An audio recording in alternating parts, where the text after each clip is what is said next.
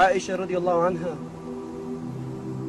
the wife of the Prophet ﷺ, she shares with us a very personal moment in her life.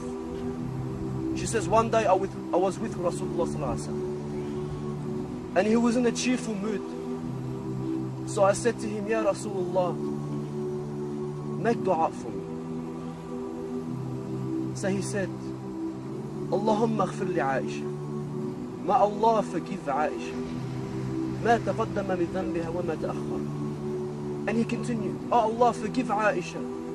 All her sins, the past sins, the future sins, the ones that she commits in private and the ones that she commits in public. And Aisha was so happy that she started to laugh.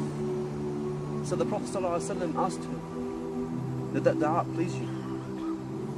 Brothers, I want you to imagine that you were living at the time of the Prophet ﷺ, and he was your best friend, and you asked him, make dua for me, and he made the same dua for you. How happy would you be?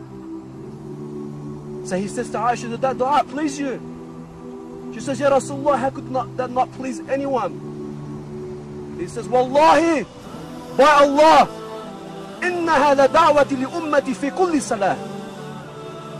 He says, by Allah, that is the same dua I make for my ummah in every single one of my prayers. The Prophet ﷺ made that same dua for me.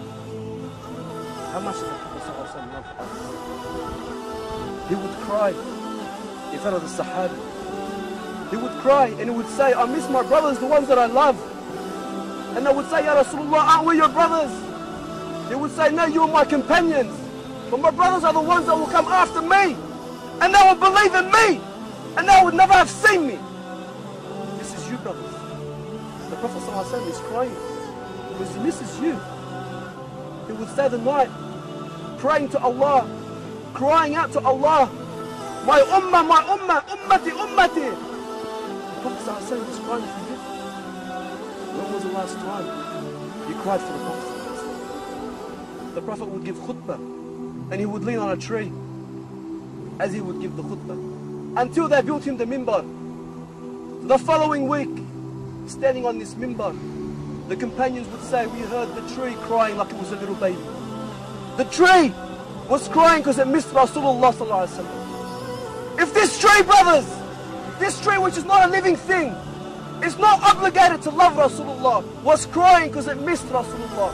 And other people who say Muhammad is Rasulullah, are we not more worthy to cry for missing him than this tree?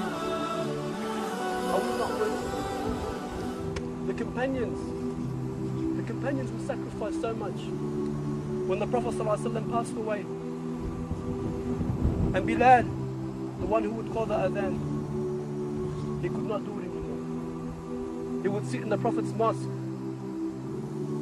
and he would imagine looking at the house of Aisha where it was the grave of the Prophet ﷺ, and he would imagine the Prophet walking across the Rawdah and saying to Bilal, Arihna biha ya Bilal, comfort us with it ya Bilal, make the adhan for prayer. And so Bilal could not stand living in the city of Medina without Rasulullah ﷺ. Every street, every corner, every rock, everything would remind him this is where the Prophet ﷺ was. So he leaves the city, as many companions did, going for jihad, until many years later, when Allah subhanahu wa ta'ala gave victory to the Muslims in Jerusalem, and the Sahaba would be reunited for the first time in so long since the death of the Prophet. And they would see Bilal, who had not given adhan for 6 years, and they would say to him, Ya Bilal, adhin lana, make adhan for us just one last time.